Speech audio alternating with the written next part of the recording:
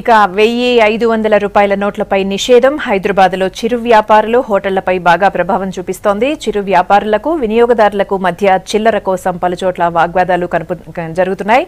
చిల్లర దొరక్క ఎక్కువ మంది డబ్బులు చెల్లిస్తూ ఉన్నట్లుగా తెలుస్తోంది. నగర్లోని ఒక హోటల్లో ఉన్నాం. ఇక్కడ చాలా మంది కూడా టిఫిన్లు టీ తాగేందుకు వచ్చారు. వాళ్ళని అడిగి తెలుసుకుందాం. సార్ చెప్పండి, ఈ 500 నోట్లు ఒక్కసారిగా నిలిపేయడంతో ఎలాంటి సార్? ఇప్పుడు పొద్దున్నే టిఫిన్ చేద్దామని షాపులన్నీ తిరిగా నేను ఎక్కడా దొరకలేదు. ఇక్కడికి వస్తే కనీసం టీ తీసుకున్నాక ఇస్తాడు అనుకుంటే టీ రేపి, లేకపోతే డబ్బులు లేకపోతే 500 నోటు చిల్లర అడిగితే చిల్లర లేదంటున్నారు సార్. డబ్బులు లేకపోతే రేపు ఏంటంటే ఇంకా మా దగ్గర అయితే మేమేమో మా దగ్గర పేపర్ చూడలేదా అని అడుగుతున్నారు సార్. ఎన్ని షాపులు తిరిగినా చేంజ్ ఇవ్వలేదండి. లాస్ట్కి వచ్చి టీ తీసుకున్నాక డబ్బులు ఎలాగే తీసుకుంటారు కదా అని టీ తీసుకున్నాక నోటు తీసిస్తే చేంజ్ లేదు సార్, మారట్లేదు కదా, చెల్లట్లేదు. లేకపోతే రేపు ఇవ్వండి కానీ నా దగ్గర అయితే చేంజ్ ఇవ్వని అంటున్నాడు సార్. అది గిరాక్ అంటే మాక్సిమం 500 నోట్సే వస్తున్నాయి మాకు. కానీ 20 రూపాయలు గిరాక్ చేసిన వాళ్ళకి 500 చేంజ్ ఇచ్చిన అనుకో, 100 రూపాయలు గిరాక్ చేసిన వాళ్ళకి చేంజ్ చేయకపోతే బిజినెస్ లాస్ అవుతుంది.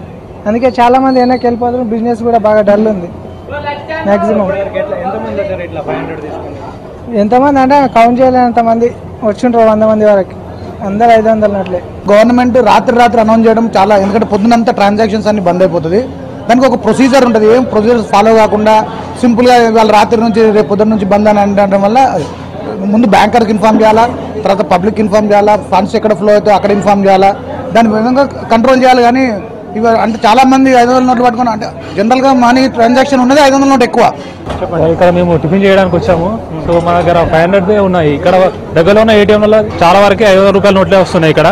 సో వాటి వల్ల ఇక్కడ మాకు చాలా ఇబ్బంది అవుతుంది.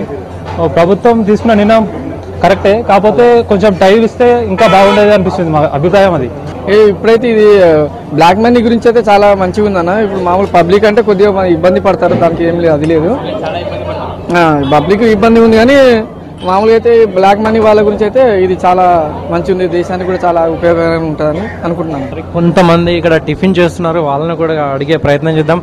సార్ చెప్పండి, మీరు ఏంటి ఇప్పుడు సడన్ గా 500 రద్దు చేసింది కదా సార్, వీటి ప్రాబ్లం ఎలా ఉంది? ప్రాబ్లం అంటే చాలా క్రిటికల్గా ప్రాబ్లమ్స్ ఎదుర్కొంటున్నాము. బై మిస్టేక్ ఇప్పుడు టిఫిన్కి వచ్చి 500 ఇస్తున్నా వాళ్ళు చేంజ్ ఇవ్వట్లేదు. వాళ్ళని అడుగుతుంటేనే బ్యాండ్ అయింది, ఈ రోజు అర్ధరాత్రి నుంచి అయింది, రావడానికి చాలా కష్టం అవుతుంది. ఇప్పుడు బ్యాంక్కి ఏటీఎం దగ్గరికి వెళ్ళి మనం 100 రూపాయలు తీసుకోవాలన్నా ఇక్కడ ఎల్లారెడ్డి కూడా కానీ, లేదంటే అక్కడ బిఎస్ఎన్ఎల్ ఆఫీస్ ఉంది కదా అమీర్పేట, అక్కడికి వెళ్ళి తీసుకుంటున్నాను. 500 చూపిస్తున్నాను కానీ 100 రావట్లేదు. దీనివల్ల చాలా ప్రాబ్లమ్స్ ఉన్నాయి. స్టూడెంట్స్ అనే కాదు, ఎవరికైనా చాలా ప్రాబ్లమ్స్ అనమాట. మొత్తానికి అయితే చాలా మంది కూడా చిరు వ్యాపారులు అయితే చాలా ఎక్కువ ఇబ్బంది పడుతున్న పరిస్థితి మనం చూడవచ్చు. Camera person Srikanth Srinivas, V6 news, Hyderabad.